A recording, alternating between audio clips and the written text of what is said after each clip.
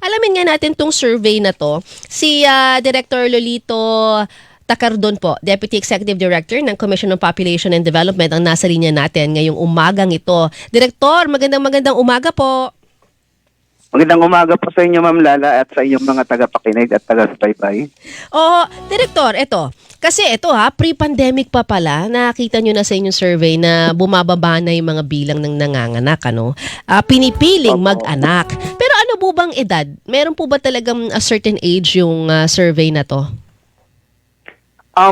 Just to give po yung background ng aming pag-aaral, as you mentioned po kanina, tinignan po kasi namin yung trend ng ating total fertility rate o yung bilang ng anak na maaaring ipanganak ng isang babae throughout her reproductive or childbearing years. At base po dun sa data, nasa 1.9 children na po tayo. It's really a significant decline from the 2.7 o tatlo na level in 2017 at 6 noong 1970s, noong 1970s po 6 average na pinapanganak.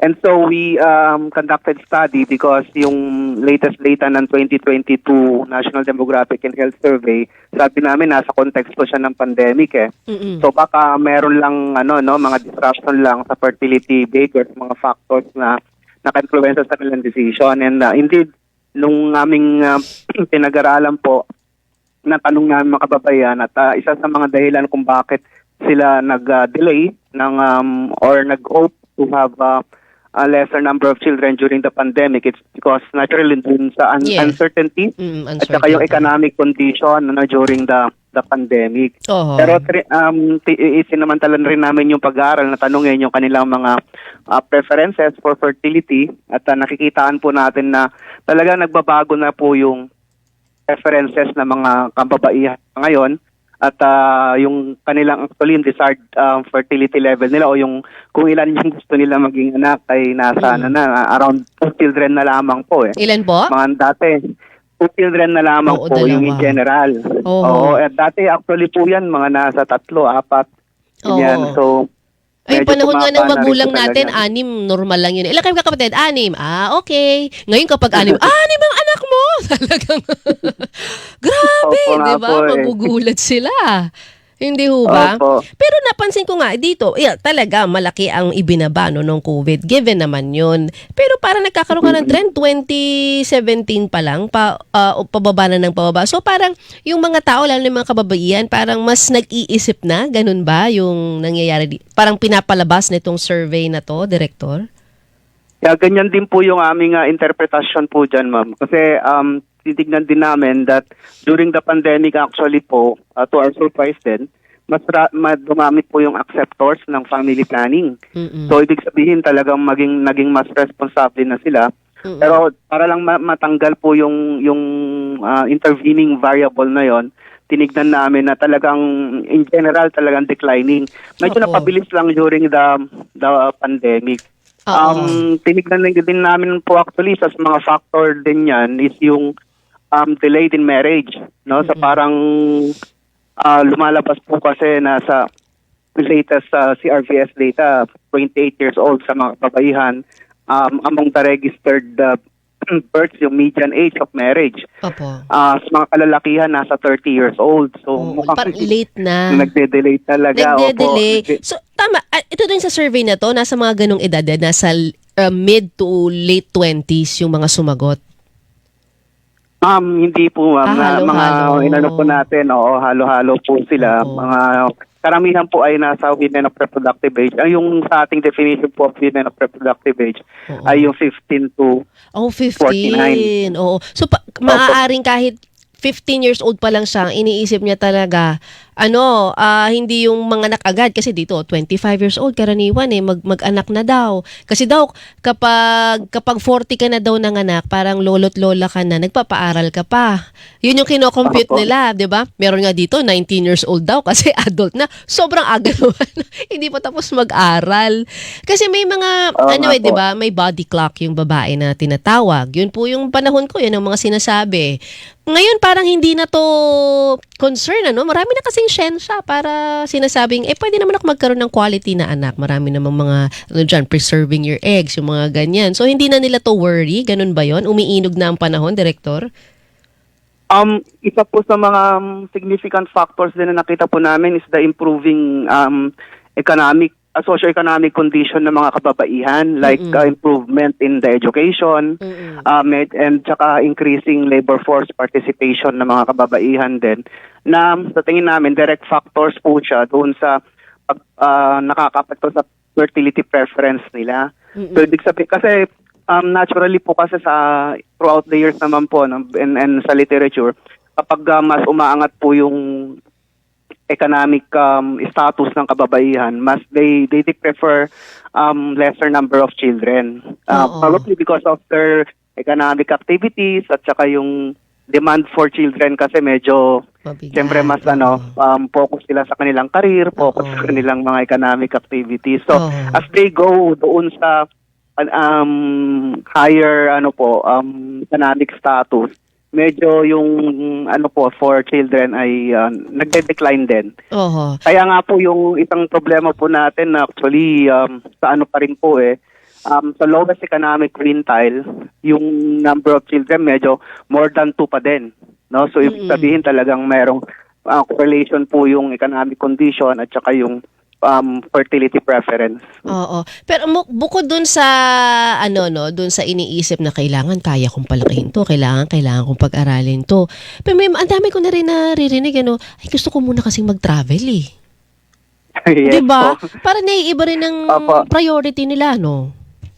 Lumabas din po yan during the pandemic actually, ma'am, na yun sa pag-aaral namin na meron na silang alternative for children, like hindi lang po yung mga leisure or mga travel and mga other personal goals and objectives, but pati yung yung preference po to have pet na lang or di kaya mag-alaga na lang ng another. Pero alam mo, parang tao rin ng pet, ha? Ba't natatakot ka sa totoong tao? Ang mahal din na mag-alaga ng pet. Yan, lalo po sa mga younger generations na marami nag-express po ng ganyan talaga, and nakikitaan po talaga natin kahit na hindi sa survey talagang yung pag-alaga po ng mga ay nagiging alternative for siguro family formation. Pero hindi naman sila takot na magpamilya, hindi naman lumalabas yun, delay lang. Hindi naman po. Delay lang po, kaya hindi naman kami masyadong nababahala. Bagkos ang sabi niyo nga po kanina, ang aming interpretation dito is mas nagiging responsable na yung conscious na yung mga ating mga kababayan na magplano ng maigi, maging economically stable, psychologically and other preparations needed before marriage. Marami pa rin po, malaki pa rin ang problema natin po sa mga unplanned pregnancies, especially dun po sa mga mas younger adolescents, kasi anong 2021 and 2022 nakitaan po natin ng significant increase yung mga live birth among 10 to 14. So yun po yung medyo disturbing dahil from 2,300 noong 2021 naging more than 3,000, 3,115. So 35% increase. So ibig sabihin talagang kailangan nating pag-ibayuhin pa yung ating mga programa para maanto. Kasi mas malaki po yung impact nito doon sa well-being ng mga concerned na mga kabataan. So ibang problema naman to. Ito kasi maaaring unwanted pregnancy o yung, alam mo na, kabataan, mapusok. Tapos pero pag tumanda-tanda na, yung mga ganyan, 17, 18 years old and above, naiiba na yung mindset. So mas nagiging practical naman na sila ngayon. Nagmamature, ika nga. Yeah po, tama po kayo, ma'am. In general, ganun po yung parang nakikita po nating trend. And yung nga po yung isang opportunity that we'd like to take advantage of. Kasi kung maging mas responsable and mas prefer nila to economically prepare tapos contribute sa economy natin, mas maganda yan for the country. But yung nga lang po on the part of the government then is make sure na meron din mga job opportunities and economic opportunities para makapag-productively contribute yung mga ating kababayan.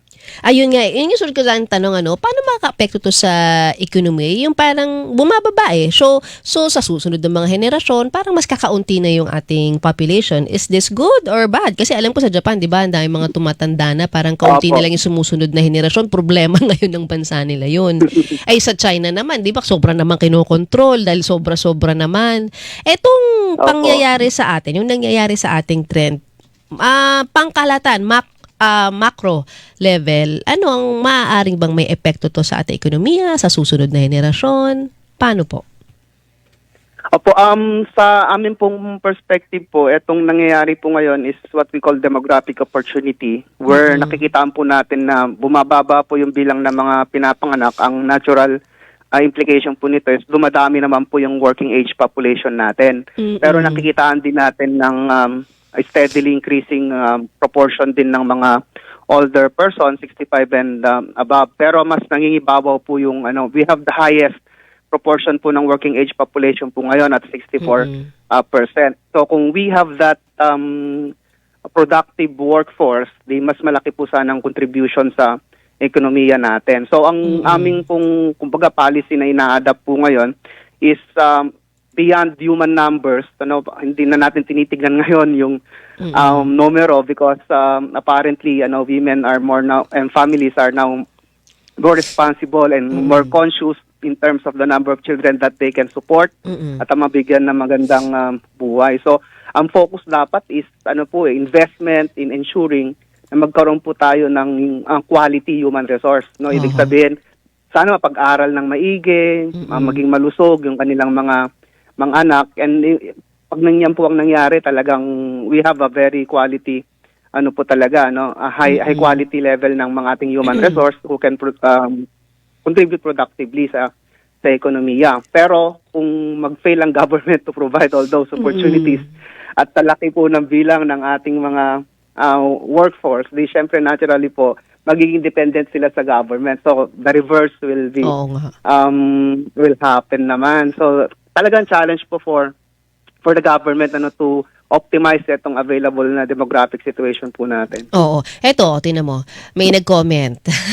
Director, sabi niya, ROI daw. ROI, return of investment.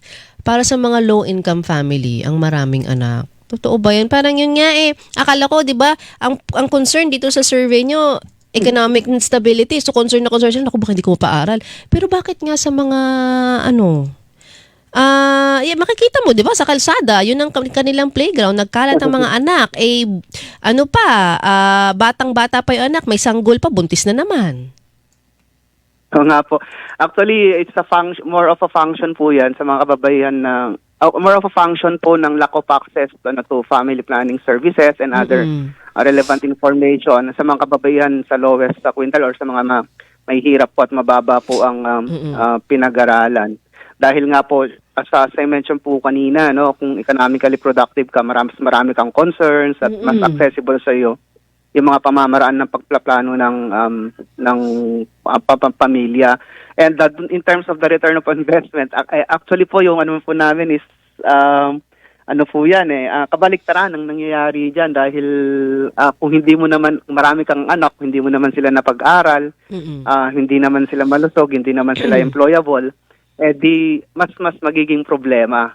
At yung hindi lang yung buong pamilya ang diyan, pati yung well-being ng mga anak na yon. At kinabukasan, actually po, isa sa mga pag-aaral din po natin, halimbawa yung issue po ng hindi lang sa maraming anak, pat maagang nabubuntis, mas prone po sila sa tinatawag natin intergenerational poverty. Ibig sabihin, ang nangyayari po kapag usually ang tendency pag maagang nabuntis lang sa mga mahirap po, ganun din ang nangyayari doon sa kanilang mga future na mga anak. So, kasi bata pa 4 years old, 3 years old, makikita mo, 'di ba, namamalimos o kaya kung ano-ano nang magtatrabaho na para may maiuwi kahit malang pa 20-20.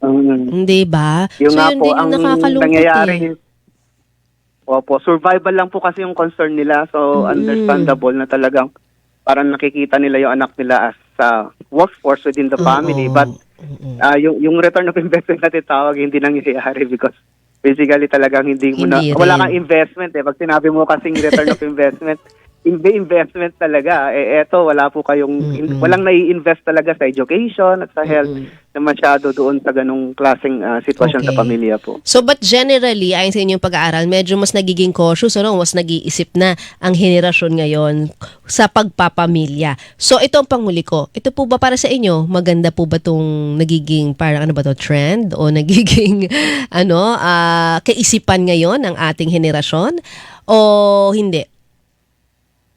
That has long been the advocacy natin that sana sa mga kababaihan, sa mga nagbabalak magpamilya, dahil sana nilang kinoconsider yung kanilang level of preparation, yung capacity nila to assume the responsibilities of parents at saka pagiging couple. So sa amin is a good thing. It's an opportunity po actually. We call that an opportunity. But kung hindi po natin ma-optimize yun, sabi ko nga kanina, baliwala yung pagkakataon na to. So dapat yung programa po natin sa gobyerno ay patungo doon sa sinasabi po kanina, matulungan mga kababaihan na pag sila po ay nagplano ng pamilya, unang-una po merong dapat mga family planning methods that are available.